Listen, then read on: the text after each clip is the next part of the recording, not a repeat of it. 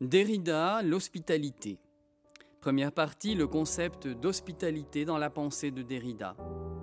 La pensée de Jacques Derrida, 1930-2004, a eu une influence majeure depuis la seconde moitié du XXe siècle. Il pense à la fois avec et contre la tradition philosophique européenne issue de la Grèce antique, et aussi avec le judaïsme en raison de ses origines. Mon approche de cette pensée se limitera, ici, au seul concept d'hospitalité. Que faut-il entendre par là chez lui ? Pour Derrida, il est essentiel de s'ouvrir à ce qui vient, qui peut être d'une part l'événement imprévisible et d'autre part l'autre, celui qu'on n'attendait pas.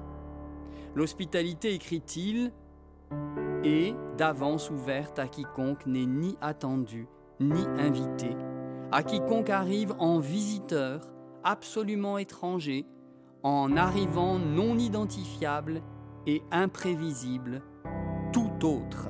Fin de citation. Derrida accole au terme d'hospitalité l'adjectif inconditionnel. En fait, il distingue deux types d'hospitalité. Premièrement, l'hospitalité conditionnelle. Elle s'exerce sur le mode de l'invitation, c'est-à-dire que je choisis qui je reçois et je le reçois conformément aux règles en usage chez moi. Deuxièmement, l'hospitalité inconditionnelle. Elle s'exerce sur le mode de la visitation, c'est-à-dire que je laisse entrer chez moi n'importe qui. L'hospitalité inconditionnelle est liée à la croyance messianique, accueillir celui qui vient, le Messie. Comme pour le philosophe Lévinas, l'exercer, c'est obéir à un impératif s'adressant à tout homme, religieux ou pas. Le philanthrope est ami des hommes en général. Celui qui exerce l'hospitalité inconditionnelle est plus qu'un philanthrope. Il devient le protecteur, le bienfaiteur de l'autre, avec lequel il exerce plus que de l'amitié, un don d'amour inconditionnel. Partie 2, efficience du concept. La radicalité du concept d'hospitalité inconditionnelle de Derrida est dérangeante. Elle remet en cause la tendance naturelle de l'individu et des sociétés au repli sur soi. On peut même aller jusqu'à parler de pensée subversive, puisqu'on ne peut fonder aucune économie sur ce principe. En effet, l'économie repose sur les notions d'échange et de réciprocité. Mais dans l'hospitalité inconditionnelle, il n'y a justement ni échange, ni réciprocité. Le don est gratuit. On pourrait reprocher à Derrida un certain idéalisme. Quels hommes sont capables d'entrer dans une telle dynamique, si ce n'est ceux qui sont habités par une foi ? Or, Derrida n'est pas un penseur religieux. Ce reproche serait malvenu, car Derrida est aussi un penseur politique, qui veut orienter la démocratie vers des valeurs comme la paix, la tolérance, le métissage culturel, l'accueil des réfugiés, etc.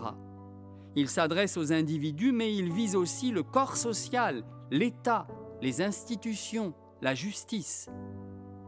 Derrida fut un penseur, mais aussi un homme d'action. Voici un exemple d'initiative à l'origine de laquelle il se trouve. Fin novembre 1993 est fondé le Parlement international des écrivains en réaction aux nombreux assassinats d'écrivains en Algérie. Plus de 300 intellectuels sont signataires de l'appel lancé. L'organisation est constituée en 1994. En 2004, le PIE s'autodissout. Il est remplacé par le Réseau international des villes refuges. Création de structures d'accueil des écrivains menacés et contraints de s'exiler pour des raisons idéologiques. L'instance fonctionne jusqu'en juin 2005, date à laquelle elle est aussi dissoute. Le concept d'hospitalité inconditionnelle a donc été concrètement appliqué, faisant apparaître la possibilité d'ouverture de voies concrètes nouvelles. Partie 3, perspective biblique. Derrida est né dans l'Algérie française. L'Orient est réputé pour sa tradition d'hospitalité. Elle y est un devoir sacré. La loi de Moïse ordonne l'hospitalité. Dans le livre du Lévitique, on peut lire, je cite, « Vous traiterez l'immigrant parmi vous comme un autochtone du milieu de vous. Tu l'aimeras comme toi-même. » Et l'exhortation à l'hospitalité est également adressée aux chrétiens dans le Nouveau Testament, je cite, « N'oubliez pas l'hospitalité » Hébreux 13, 2. Cette idée d'hospitalité inconditionnelle va tout à fait dans le sens de l'Évangile, car il s'agit bien d'une disposition du cœur de l'homme, prêt à donner, à se donner, sans rien attendre en retour, comme le Christ donna sa vie.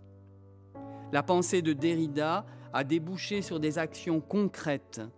L'amour du Christ devrait aussi pousser les chrétiens à l'exercice de cette hospitalité inconditionnelle de manière concrète qui reste encore à inventer.